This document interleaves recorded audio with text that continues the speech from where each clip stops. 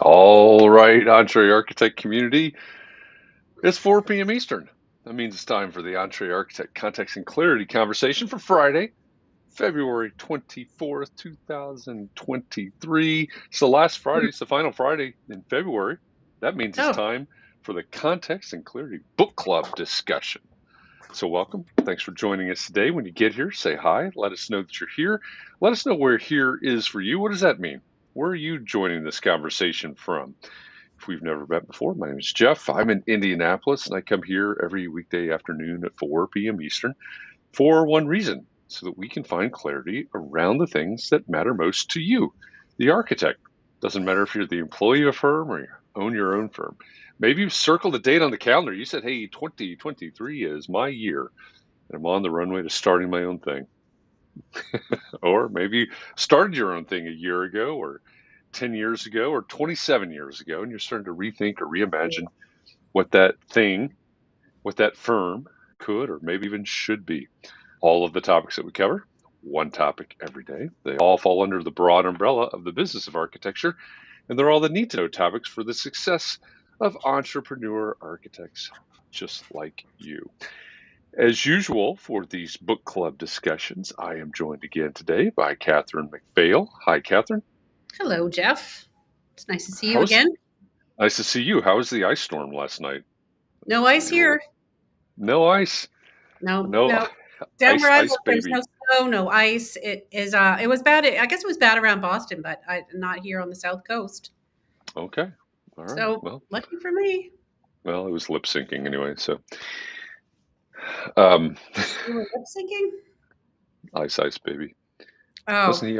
Wasn't he lip syncing, or was it just for? no, I don't know. Yeah. No. It was a little bit It was after my time.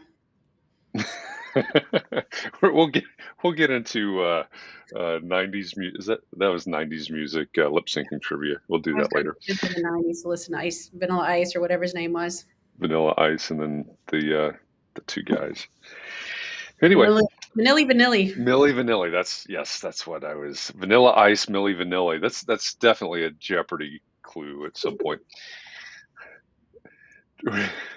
Looking at the comments here, Scott Thrift is joining us again today from Twitch. He's got his furry hat and glasses on. He says, "Crazy California weather. I think the entire state is having a snow day." And Jessica's in LA. She says it snowed on the Hollywood sign this morning. What? That doesn't seem right.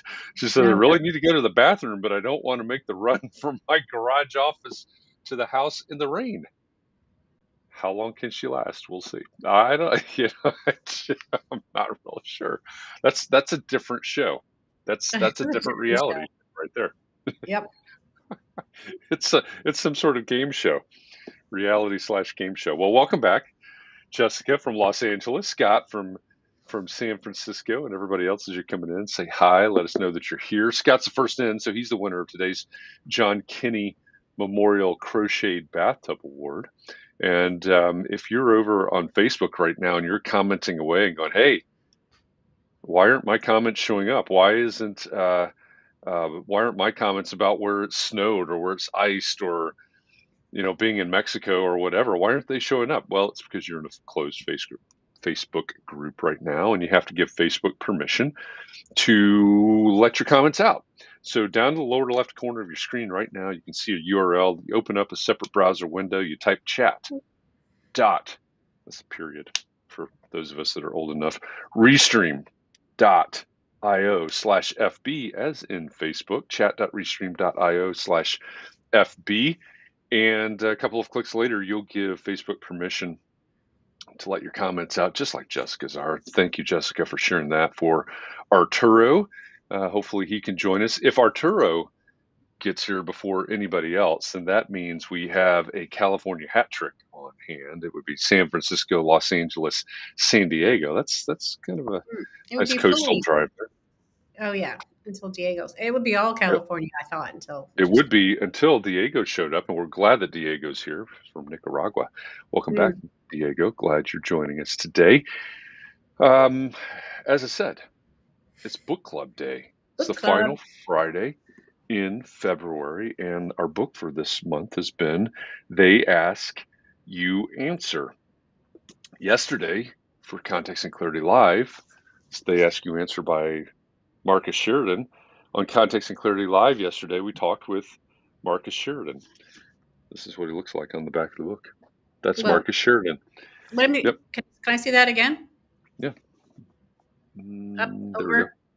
Yeah. No, I can't really see him, but I did meet him yesterday. So. Yep. He Huh. had Heath bars in the green room Yep. yesterday.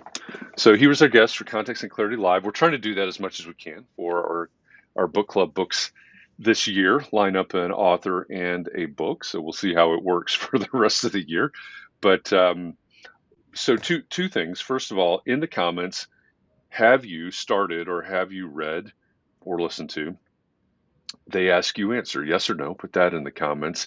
And then the second question is, were you able to join us yesterday for Context and Clarity Live with Marcus Sheridan? If so, say Marcus yes. If not, say Marcus no. So yes or no to the book, and Marcus yes or no Marcus, to yes. Marcus yes. Yeah, you were here firsthand in the room I in the was. room Yep. with Mr. Marcus. Yep, absolutely. Luciana, welcome back. TGIF, she says. All right. Thank goodness it's Friday.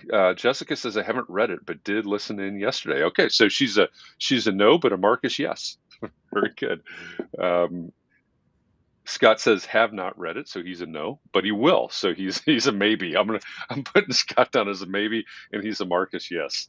All right, very Wait, good. Marcus, yes is yes. You watched yesterday? Yes. Okay. Yep. All right. Yep. Let's see. Jessica's helping out over there on the Facebook side. Thank you for that, Jessica. Yes. We need help. If you say, hey, I already went through that chat.restream.io/FB link before, it expires at some point. I don't know what the timing is. So if it's not, if you say, hey, I did that in the past and it's not working, just try it again. Again, it's just a couple of clicks. I know it's a little bit of a pain. It adds some friction, definitely, but that's what's going on there. Or if you just can't get it, jump over to YouTube. It's super simple.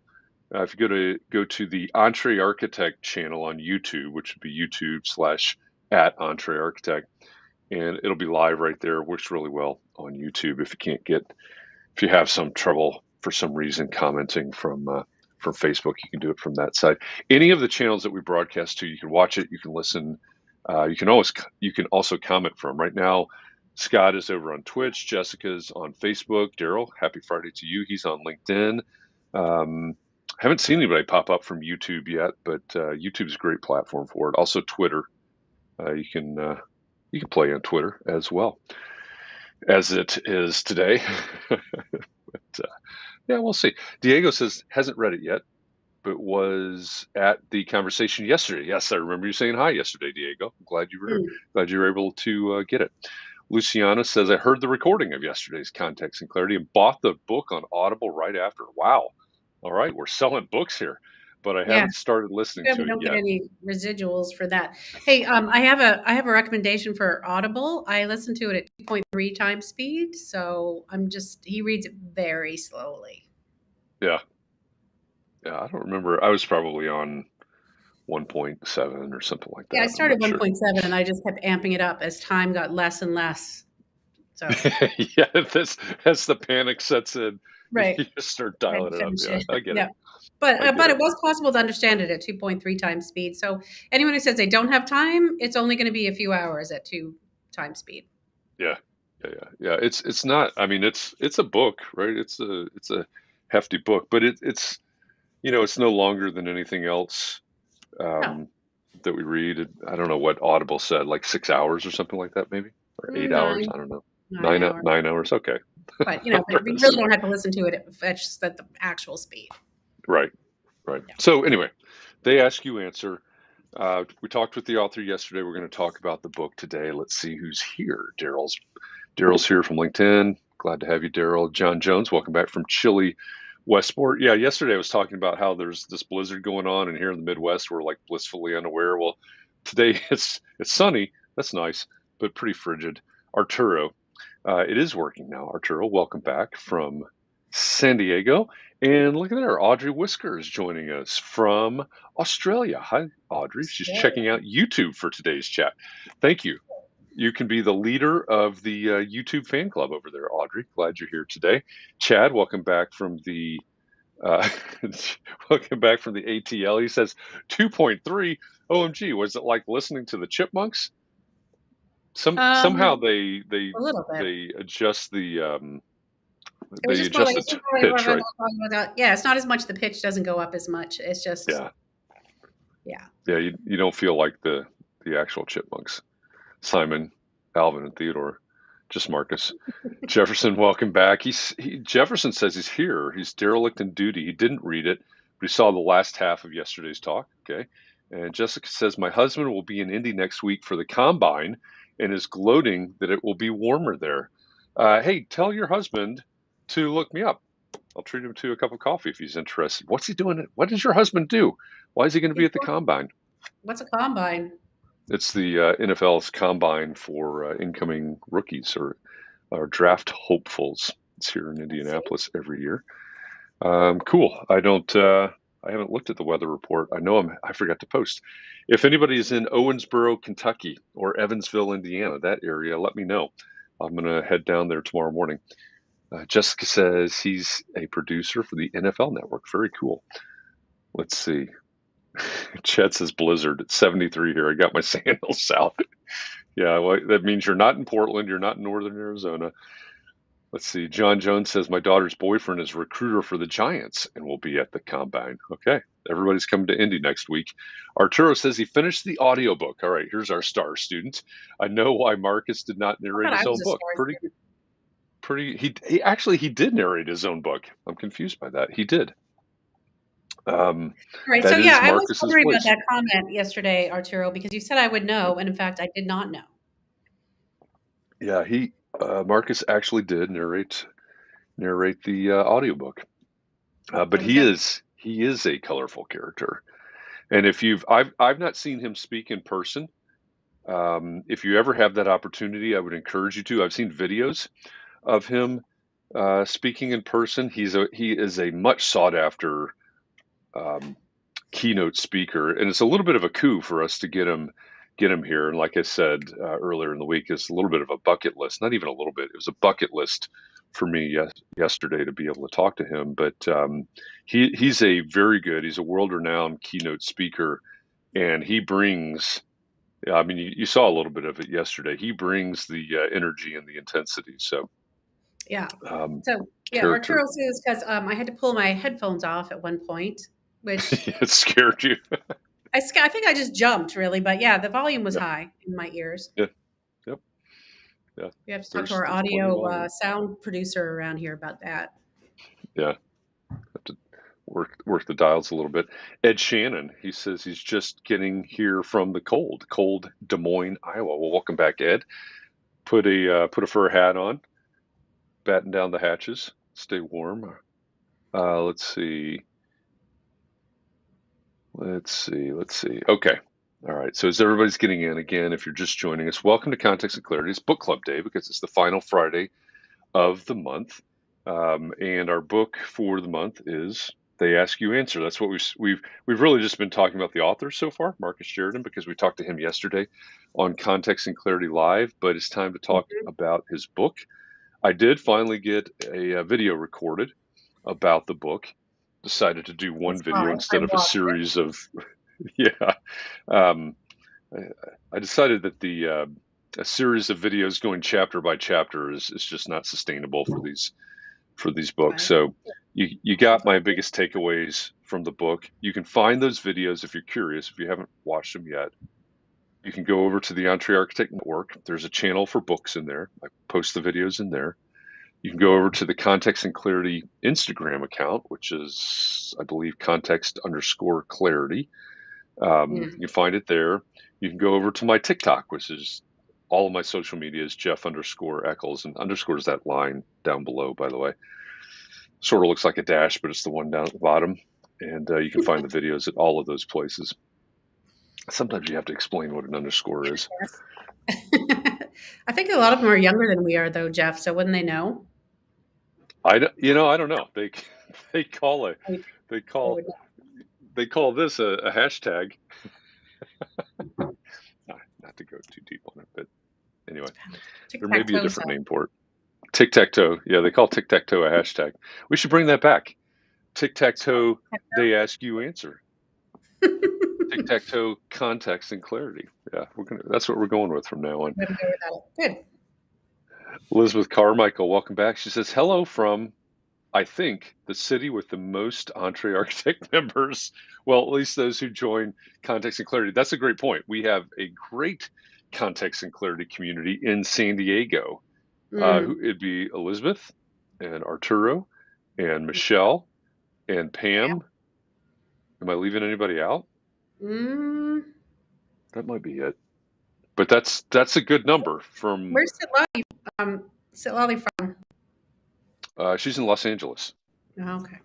Yeah. So Sitlali shows up and Jefferson and Jessica. That would be three from LA. So all right, here we go. Here we go, lobbying for different eras.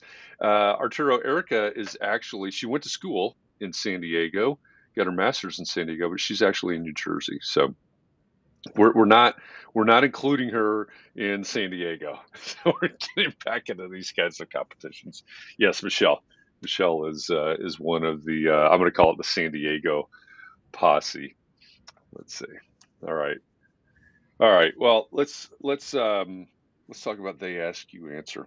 What, Catherine? What you listen to it at a very very high speed, high rate of speed. The Well, yeah. narration at a high rate of Last speed, chapters was very high. an increasing rate of speed, I guess, Yeah, increasing. accelerating. Yeah. Yeah. Mhm. So, um, what are your biggest takeaways from the book? Well, um, one thing he mentioned yesterday, all boats rise. So the idea of educating the public who then might choose somebody else for the same thing that you do isn't a bad thing. It's because it's for the good of everybody if our clients are educated about it. Yeah. You should ask the questions that they want answers to, or perhaps the ones you don't want to approach, or you're hoping they're not going to ask you. So I made some Yeah. on my website today that were things like, "Do I really need an architect?" And then I said, "Well, not to do this work." And I said, "No." And then, "Am I wasting my money if I don't need an architect?" I mean, that would be a follow up question to that, right? Anyway, Right. so Right. stuff like that, things they might like to say to me, but don't feel like they would be able to. Yeah. Anyway, That it goes was. on there, and then it just gets through all those questions that people are the fears that they're holding about hiring an Yeah. architect. Yeah. Yeah.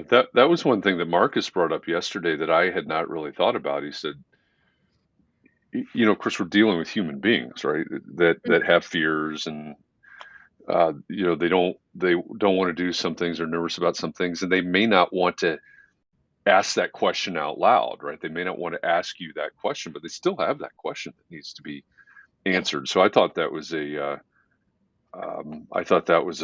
really good point yesterday. And you mentioned educating the public, and that's what I have thought um, for a long time. Those of you that don't know, you've heard me, maybe gush about this book a lot this week because I've listened to it a number of times now. And the thing that has always struck me in our world, in our profession, is that a lot of us complain that people don't understand the value of an architect or don't know the difference between an architect and a unlicensed designer or whatever. Mhm. Complain that people are being educated by HGTV and all those pretty common complaints that come up. And Yeah. and what's really being um, advocated for, I guess, in the book is to change that. It's to Mhm. think about the questions that they have, asked or not, they still have the questions. Whether or not they're asking you the questions is another important point. If they're finding answers somehow on HGTV, what can you do about that, right? You can start answering these questions, and of course, what Marcus said was we all have a personal responsibility to take this on. right? Yeah. You can't turn to or lay it at the feet of an association, an organization, et cetera. We all have to be able to answer, and that goes back to your comment about the raising all the boats. So Hmm. that to me is a really big takeaway. And then just the fact that, overall, I mean, from a 30,000 foot view, I think this book is really about, it's really sort of a formula for building trust. Hmm. Yeah, If you're definitely. the one that's answering the questions that nobody else is answering, then who are they, who are your prospective clients going to trust? Right. Well, one of the questions I have was inspired by Chris Novelli's comment about his upcoming video about what if I don't like the design my architect came up with. Yeah. So I think my question was I have to look at it, but I think it was something like, "What if I decide I don't want to work with you?" or something. So Oh, I yeah, yeah, said, this is what you do, and then also you could listen to my podcast and figure out what I'm like, and you should know hmm whether you like me or not like me, yeah, maybe. yeah, So yeah. stuff like that, because like, what if? I mean, I think that is a big fear. I have hired somebody recently who I didn't know how much it was going to cost until I finally got the proposal, and then the proposal, and I kept saying, "Well, can I just get an idea of how much this whole thing might cost?" And then it was hmm $100,000 in the end, which I could have saved everybody a lot of time. Like I'm just really not going to spend $100,000 on this system. Yeah, yeah. But It, it made me feel stupid because I was really trying to ask how much it was going to be, and then, yeah. Anyway, it would have just be more upfront about how much things cost is not going to scare people away if they can afford it. right, right. Yeah, and that's a good point, right? I still think, and he does address this in the book, but in a way, not in a way, this it's meant to educate, but it's also meant to qualify, Yeah. right? So he mentioned yesterday. So those of you that don't know, Mark is often referred to as the swimming pool guy. That's where his story kind of begins. And he mentioned yesterday that he he used to get angry or frustrated. I don't remember what term he used, but he would go and meet with a prospect, and in that world, that would mean doing a sales call at their house. And he talks in the book. He'd drive 2 hours to somebody's house to meet with them in the early days without ever having a conversation or anything like that. And imagine that. That's 4 hours round trip, and you have no idea whether or not this is a qualified prospect. Mm. And you sit down, you talk with them, you give them a proposal or estimate or whatever the swimming pool guy calls it. And they said, "Oh, I thought a pool costs like $35,000." Yeah. How many times, as an architect, how many times have you run into that where somebody said, "Oh, I thought it would cost $3,000 or $8,000," whatever, Hmm. whatever ridiculous number you want to put in there. But if you had an article or a video or whatever that talks about, and Marcus broke this down yesterday. I thought this was great. Talked about what can drive the price up, what can drive the price down, why are some architects more expensive or really expensive, or however he said it, and why are some architects really cheap. That's four different versions of that question, and not a single one of those says what is your cost. What does it Hmm. cost to hire you?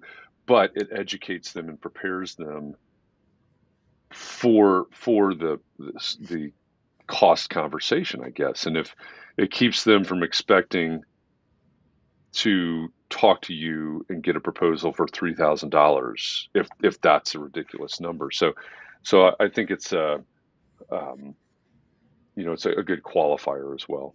Yeah. Who are we? That woman we talked to. Okay, I don't. Okay, she was a marketing person, and she was a woman.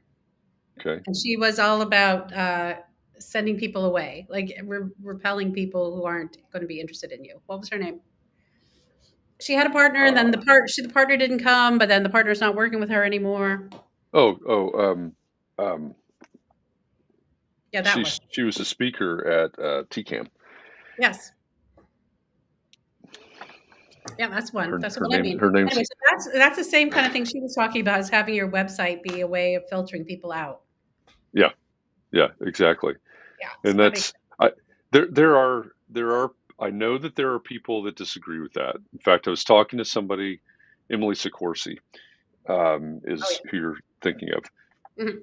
I was talking to somebody recently that is huge into Sandler sales training, and I'm not knocking Sandler sales training. I'm just giving that as background. And Mhm. you actually asked this question yesterday, Catherine. I You were did. in a group and people said, "Oh, I want to talk to as many people as I can." Oh, yeah, yeah, yeah. I don't yeah. This this person that I was talking to has the exact same attitude. I want to talk to as many people as I can because I think that I can sell them if I talk Right. to them. Yeah. And I think from my point of view, and what Marcus is talking about in this book, wherever it is, that book is is really approaching this from the client's point of view or the customer's point of view or whatever you call those people. What is it that they're trying that they want? What are their fears? Like you said earlier, how can we put them at ease? How can we answer their questions? Because we have to build trust. It takes a tremendous amount of trust to say, "Hey, Catherine, I'm gonna spend $100,000 I with wish. you, I wish, Jeff. I gotta raise my fees. and I want you to design my dream house that I Mhm. hope that Okay, I'll well, live that's in for the nice of you, rest of but my I don't do life." that kind of work. Perhaps you haven't been to my website. There you go. That's There the you go. conversation, right? But when people, like that group that you were talking to, or the person that I was talking to, I want to talk to the people and I can sell them. Does that build trust? That's my first question. If you're trying to sell me, I am automatically, Yeah, in the so context, in the way that they're talking about, I mhm. am automatically, and this is Jeff, I don't know if it's anybody else, but I am shutting down Mhm. and I am trying to figure out how to get out of this conversation. I don't trust you. I don't want to talk to you. If I Yeah, was buying a used car, I might expect that, but right. not if I'm hiring an architect. So No. I don't get that. I don't get that at all. I don't buy that. I don't think Well, people want to be convinced. they don't. I don't want to have to convince anybody, Right. honestly. I need people I think we all need clients who want to hire us because they know our value. So, I mean, otherwise, it's not a good client. That's why I have felt. Yeah. Yeah. We talked about this morning on our morning mindset conversation. We talked about courage. And somebody brought up the fact, because I was sort of focused on the courage it takes maybe to write some of these articles or Mhm. record a video about some of these articles. Oh my gosh, I don't want to talk about that. It takes a little bit of courage to do that. And somebody flipped it around and says, you know what? It takes a lot of courage to be a good client. Mhm. Thought, That's that's true. it is true. It is true. And somebody else said, well, courage takes faith and it takes trust. And I think that's the currency that we're talking about here. Those are really good points. Mm. Let's see. I lost my place in the comments here. I've got to scroll now Well, Chad because, says he wants to talk to as few as he can, and I feel the same way because it's such a waste yeah, of time.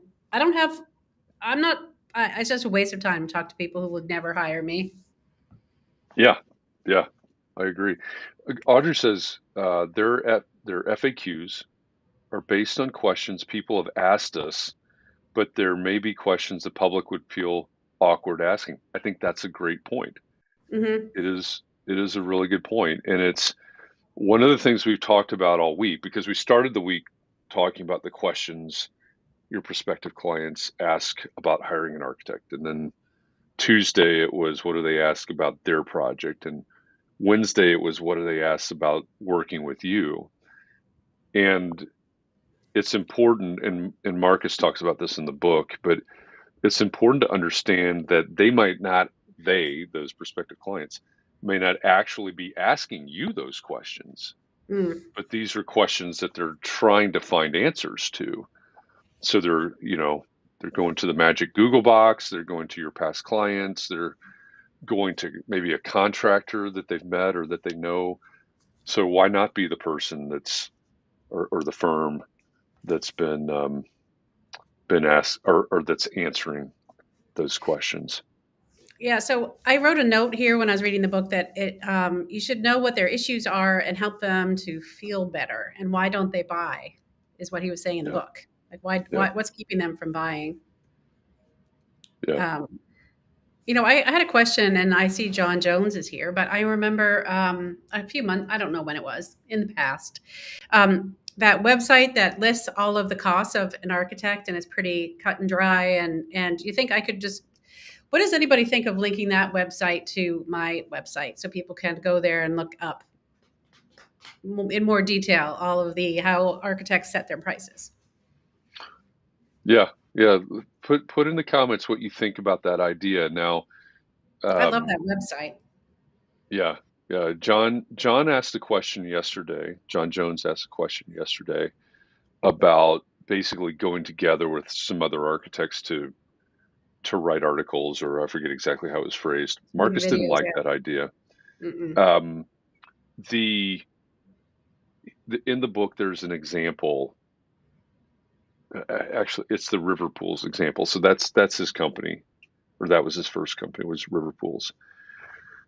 And long story short-ish, they wrote a they wrote like an ebook or something called Swimming Pools 101.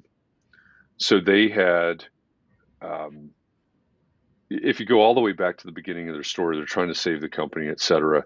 And they sat down, they brainstormed. I forget if it was 100 or 200 um, questions. There's a lot of questions. There's over 100 questions. And they set about answering those questions in the form of blog posts. That's how they did it. Swimming Pools 101 is fast forward several years. And they wrote this guide that basically addressed the questions that prospects had, in the sales process. And what they did was, if I called and said, "Hey, Marcus, I'd like to put in a swimming pool. Would you come out and talk to me on Friday? Can we make an appointment on Friday? You come out and talk to me." And they'd say, "Sure, we'll come out on Friday. But in the meantime, here's Swimming Pools 101. Here's a link to it. Download it, read it before I get there, because it's going to answer a lot of the questions that you have, and, Yeah, and yeah, all the of homework. this." Yeah. Yeah. And so when he talks about this, so this book was published in 2017, and then I think it was revised maybe in 2019. So Mhm. one of the things I noticed in the revision in 2019 was that he talks about that, and he kind of expands on that, because he went from, "Hey, this is it, read it, we'll meet. If they'll call back Friday morning, if they figure out that you haven't read it, they won't come out for the sales appointment." But one thing he's That- what's Have that? you done your homework? I'm not coming if you haven't done it, Well, right? I mean, yeah, yeah, exactly. I That's don't what know they're if I'd be doing. able to say that. Yeah, yeah. I mean, it's bold, but Bold. once you understand why they do it, I mean, it makes a lot Oh, of it makes sense. sense. Yeah. I just, Yeah, yeah. and so what he says is, in this version of the book, he talks about the authority of the educator, or the authority of the teacher, or something like that. And he says, when we've written the book, when we've written the Swimming Pools 101, and say, "Hey, you need to read this," somebody looks at it and they go, "Oh, wow, these people are the experts. They've written the Swimming Pools 101 book." Versus if he found a swimming pool, so they're based in Virginia. If they found a swimming pool company in California that had a book like Swimming Pools 101, or a guide, something like that, said, "Hey, you need to read this before we'll come out and talk to you," that's a no go. You lose that authority, you lose that leverage. And I thought that was a um, really interesting point. And I think it's true. It's like, well, why do you want me? And I think that's also a good lesson for us is okay, do we use someone else's, do we link to someone else's guide or article or something like that, versus producing our own? Mhm. There's a lot of layers to that, I know, but Yeah, it's true. uh, I was just being but I kind of think, lazy because he'd already written it, but well, but maybe there's a reference to it. Maybe you use part of it, and I don't know. Let's see. Get some other. John Jones says Root and River. He knew. Emily Sikorsky is Root you're and right. River.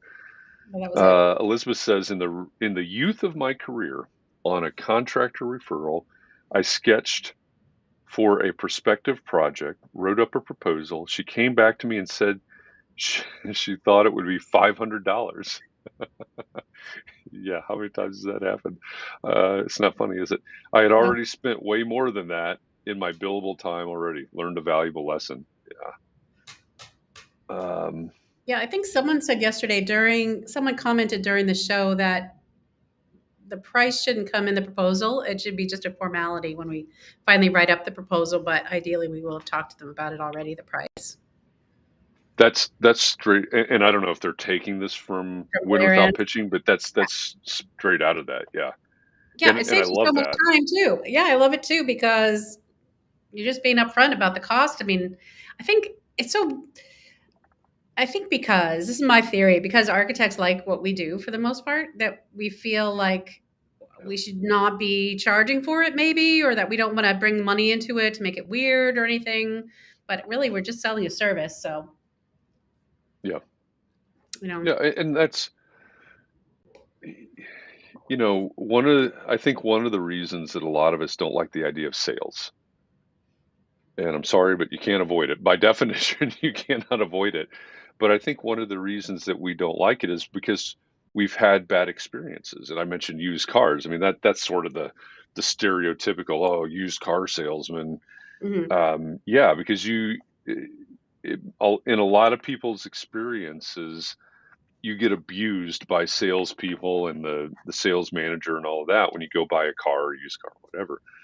But ultimately, good salespeople, and Marcus talks about that freely in this book, is he's perfectly comfortable with making sure that this person, whoever they are, whatever they're after, finds the right solution. And if he isn't the right solution, if his product or service or whatever isn't the right solution, then hmm so be it, right? Good for them. We need it's sort of this was it Ian is it Ian, let me scroll back a second. um, Somebody, Ian Motley, talked about, yeah, he's a turtle. yeah, Blue Turtle. Yeah, he talked about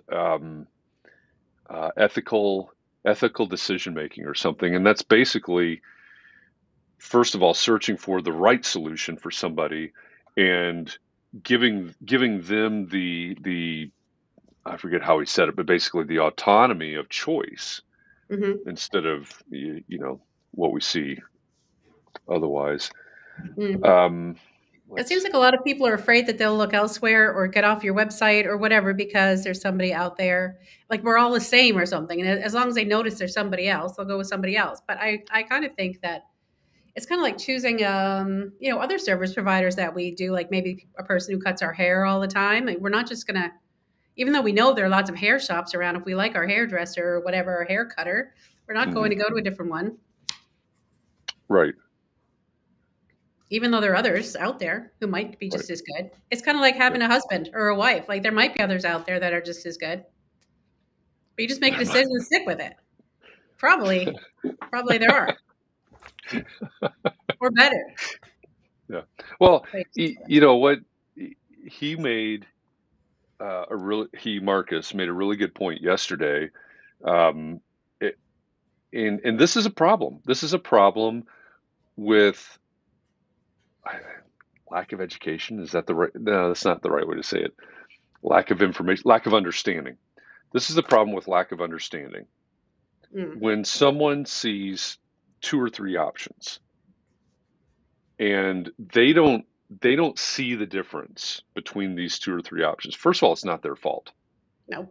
right? If someone sees an unlicensed designer and a licensed architect, a registered architect, whatever, and another registered architect, licensed Mm, architect, yep. and they look at those three based on whatever information they've been able to gather through websites or conversations or whatever, when they look at those three and they go, these three people are equally qualified. Right? They don't understand the difference between a non-licensed designer and a licensed architect. They don't understand it. No one has explained it to them. They don't have that understanding. They look at these three and they go, these three are equally qualified.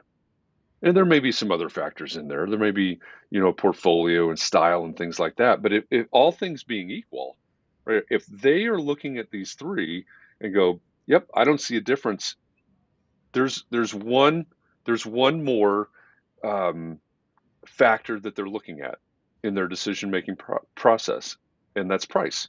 Price. Yep. And and like Marcus said yesterday, whose fault is that, right? If you're one of those three, whose fault is that? I have a question for everybody. What's your I question? seem to have struck a nerve with the whole spouse thing, so I was just anyway. But I have a question for everybody about what is the difference between us? If there are three people: an unlicensed designer, interior designer who says that they'll do the interiors of this thing, and then a licensed architect. I mean, are we really? Is any licensed architect better than a designer? A designer, you know what I mean? Maybe it's just Boy, now you're stirring the pot now. so much better because we passed 9 exams or however many there were. Yeah, Yeah. yeah, yeah. I think that I mean, I just wonder, I mean, how do we say, like, I'm better because I'm licensed isn't really a good answer. yeah. I mean, what you have to do, and remember, this entire book is about the client's perspective. Yeah, yeah. It's not even saying how good you are. It's just telling them what they Yeah, may be wondering. right. So anybody that's about to answer that question from the architect's point of view, it doesn't matter. Your perspective literally does not matter in this scenario. What matters is their perspective. Mhm. So yeah, how do you explain? And we got into this. Maybe it was in. It was. Yeah, I think actually, I think Arturo brought this up in a comment earlier.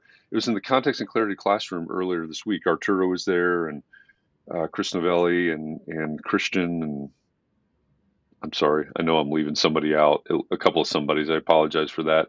But we got into the scenario where, um, especially in residential design, which Mhm. which is where this question comes up a lot, right? Right. Unlicensed designer, licensed architect, interior designer, et cetera, in the majority of the United States. So people in New York, maybe New Jersey, Pennsylvania, you're plugging your ears right now and you're going la la la la la because this isn't true where you are necessarily, but in Indiana, in Oklahoma, all across the United States, do I need, if I want to do a new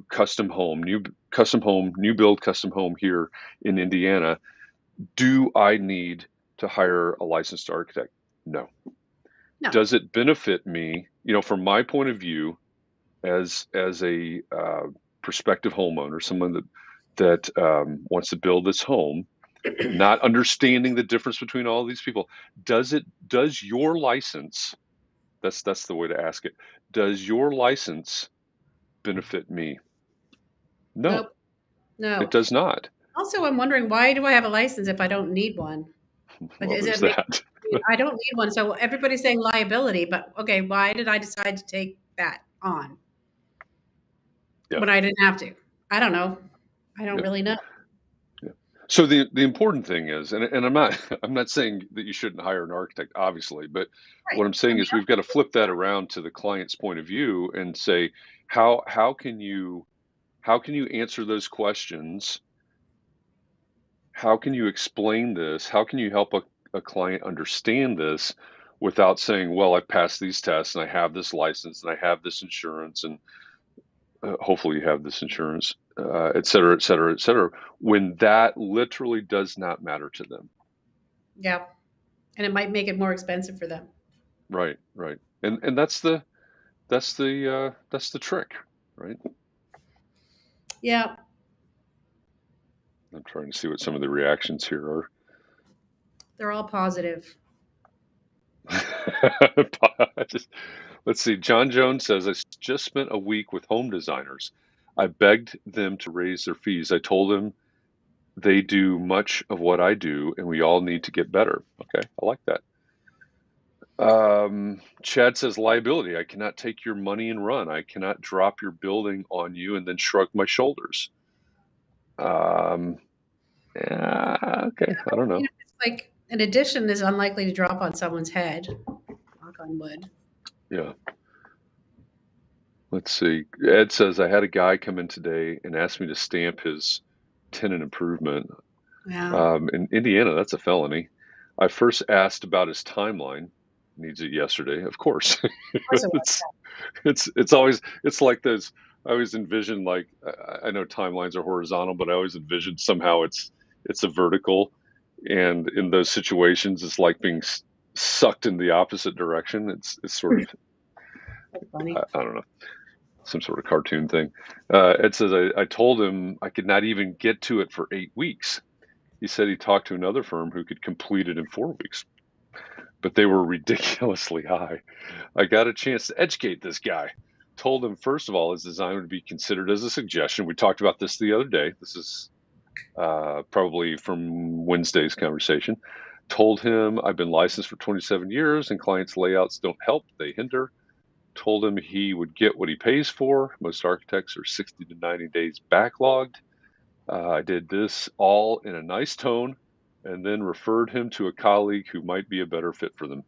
And see that right there, that last half sentence or whatever, that is something that, and we hear this in this book, but I think this is sort of a universal thing for us. We really need to get comfortable with we may not be the right fit. Yeah, that's fine. Yeah, There's lots of people yeah, who aren't a good fit with me, and I don't want to work with any more of them who aren't a good fit for me. yeah, So yeah, yeah. Why would we? Um, let's see. Let's see. because we need money, I guess, because we think we won't have other opportunities, and Yeah, but we yeah. will.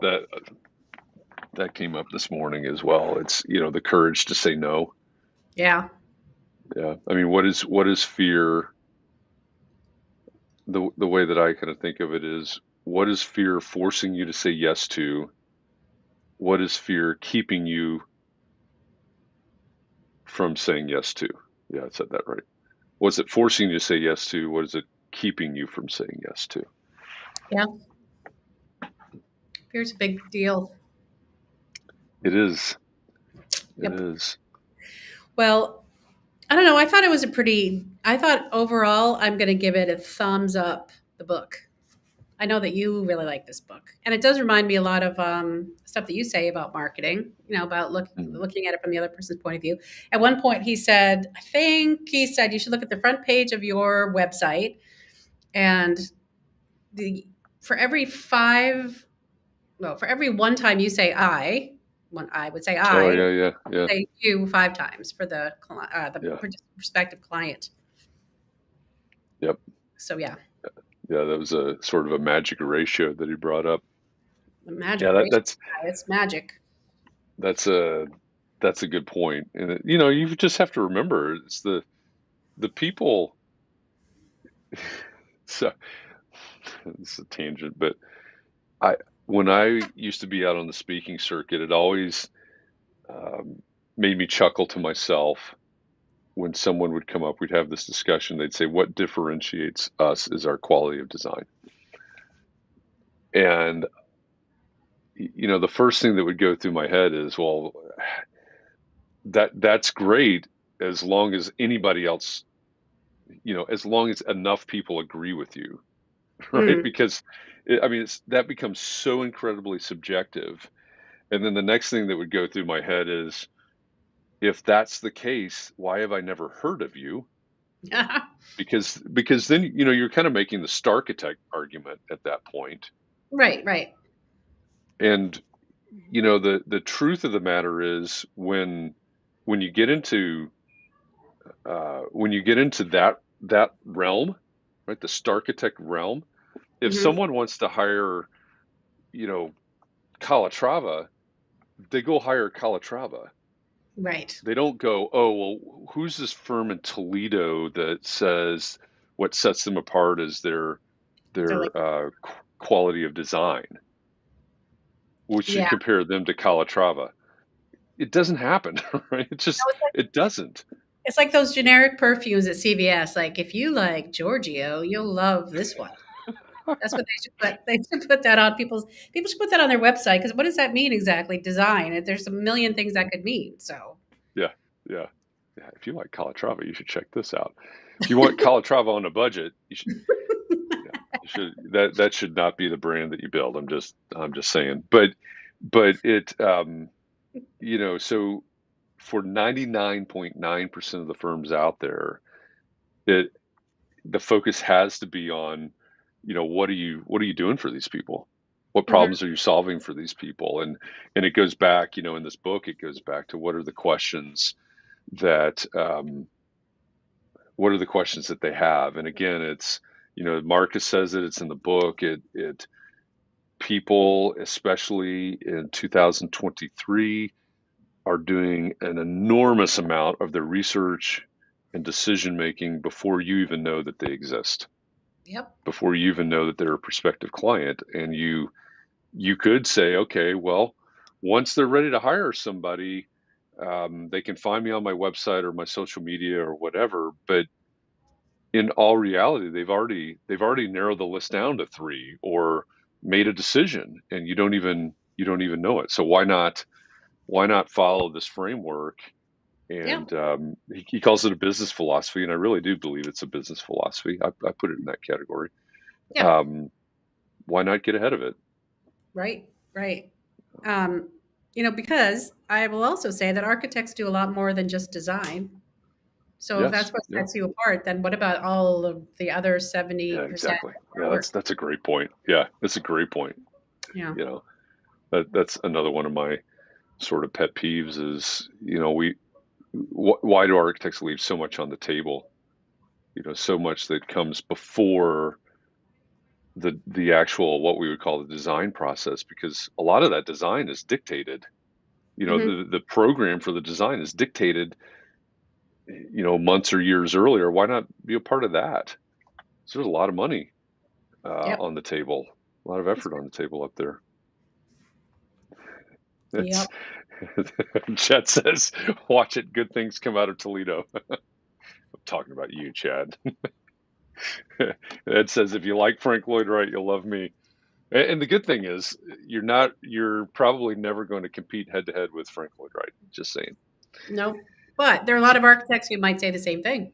And then at least you know you're looking at the right architects, because these all these people say, if I love Frank Lloyd Wright, I'd love them. And I do love Yeah, Frank Lloyd Wright because he's the only architect I've ever heard of. So there you go. me, There you go. me being the client. Th- yeah, yeah. This so coming in late 2023, Catherine's uh, book on marketing architects like CVS fragrances. That's Right. that's Catherine's new marketing philosophy. I like it. Yeah. I like that. Well, we could just have that be our own secret thing. We don't have to put it on our This is website. true. This is true. Uh, Catherine will consult with you on your branding, Yeah, your run it by fragrance me. branding. Right now. All right. Well, I know we're past the top of the hour. We are. Um, yeah, it went fast. Sorry for a little bit of a late start, technical difficulties.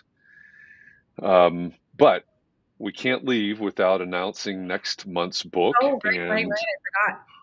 yeah, and probably we ought I also want to to know who's going to implement these things. How are you going to yeah, help that the public?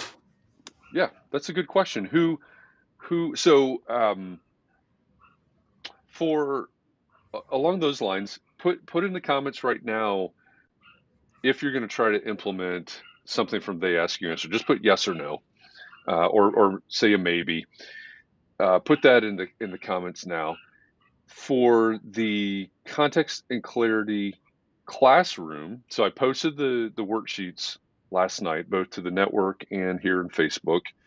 Um, Download those, work through those questions. They're all related to the book. They're all related to our conversation yesterday with Marcus. The classroom will be open Monday at 3 p.m. Eastern. It's going to be a little bit different because we're making Mhm. a little bit of a pivot, and because Mark, our LePage, is actually going to host that on Monday instead of me. But we'll talk about, or you'll talk about implementing. They ask you answer on Monday in the classroom, and the pivot is going to be rather than doing the context and clarity classroom the Monday after the week, we're going to flip that around and we're going to start using the context and clarity classroom to focus on the week ahead. Oh, So next week will be slightly uncomfortable because we're going to be in the midst of that pivot.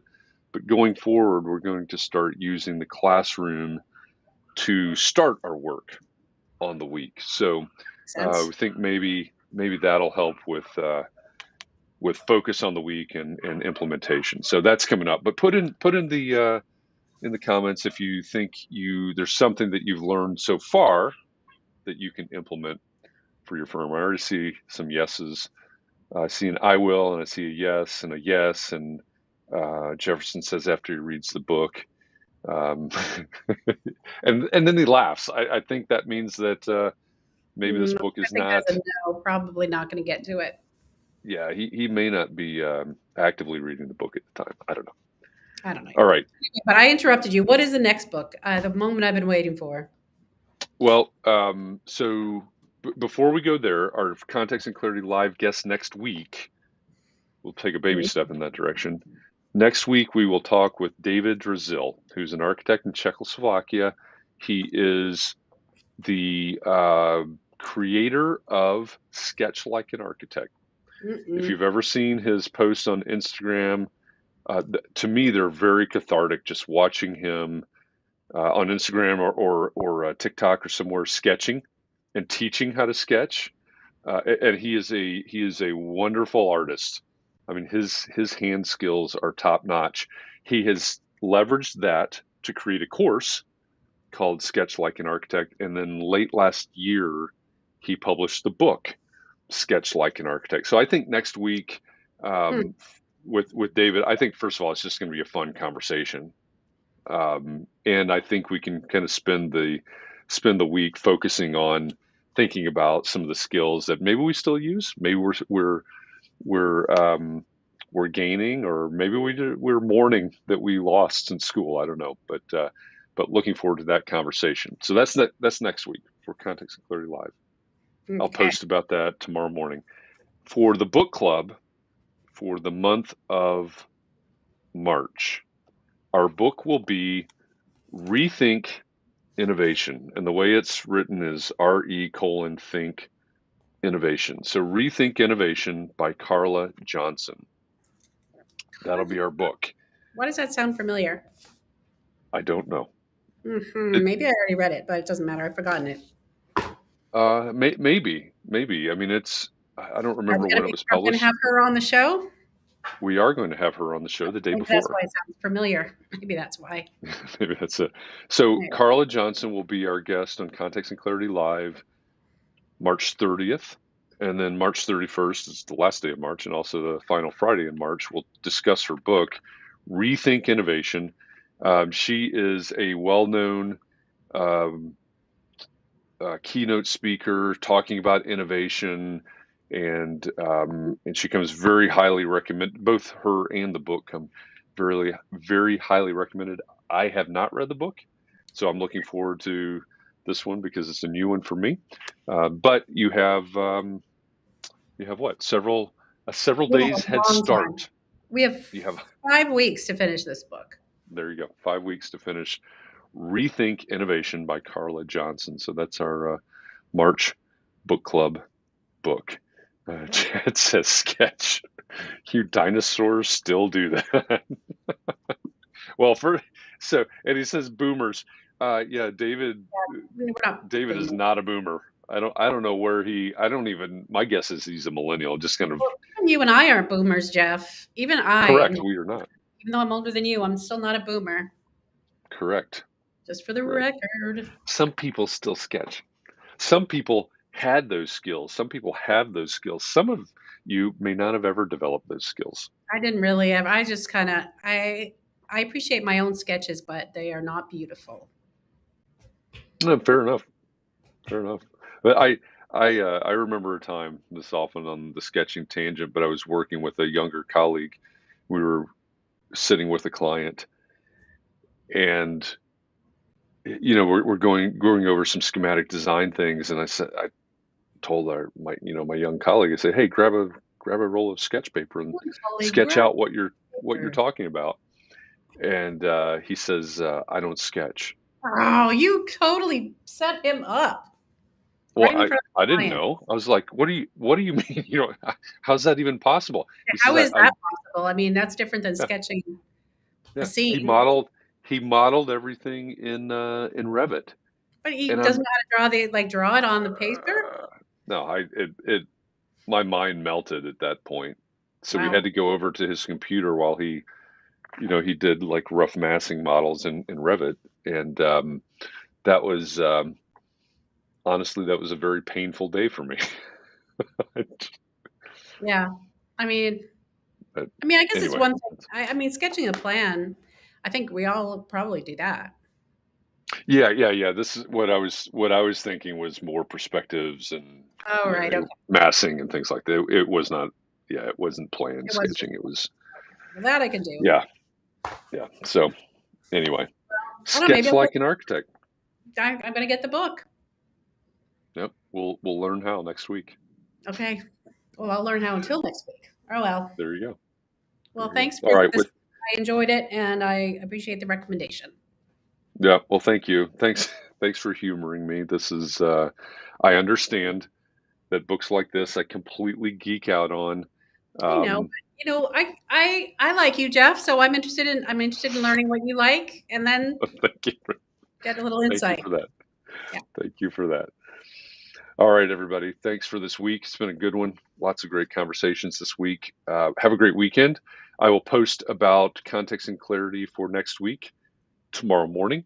Um, and so look for that post both in the Entre Architect Network and in the Facebook group. And then we'll kick it off on Monday. I'll be over in the Entre Architect Network for our morning mindset conversation at 8:30 a.m. Monday, just 8:30 to 9. Talk about growth mindset for half an hour every morning. I'll be there, and then we'll see you next week. So, thanks everybody. Be well. Stay safe. Keep those around you safe and well. Find a little bit of time to breathe, relax, find some way to rejuvenate. We're 701 conversations in at this point. Thanks for going along this journey with us, and we'll pick it up again next week. Thanks, everybody. See you later.